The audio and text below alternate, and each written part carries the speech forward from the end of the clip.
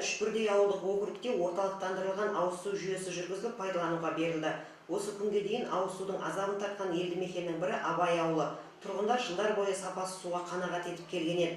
Енді міне қазынадан 332 миллион теңге бөлініп, таза ауыз су құбыры әр аулаға кіргізіліп, ресми түрде лентасы қиылды. Әрине мемлекеттің үлкен бізге Абай ауылына көрсетіп отқан көмегі деп есептейміз. Енді ауылымызға аманшылық таза су келіп, міне халқымыз үлкен жақсылыққа кенеліп отыр. Атамыз қазақ бекер айтпайды. Батамынан ел көгерер, суменен жер көгерер деп. Осындай су ол міне ауылымызда көк жасылға желекке арылады деп үлкен сенім білдіремін. Тегістік Мырзатай ауылдық округ тұрғындарына енді таза су тұтынатын болады. Құрылыс жұмыстары аяқталып, ел игілігіне тапсырылды.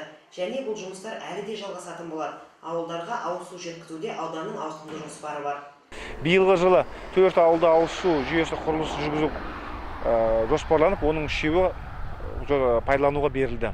Одан бөлек бұл жұмыстар тоқталмай тұр. Биыл 6 ауылды ауыз сумен қамтуға жобалық сметалық құжаттар даярланды. Оның ішінде бүгінгі күнге 3-і мемлекеттік сараптамадан өткізілді. Қалған 3-і мемлекеттік сараптамадан өткізілуде.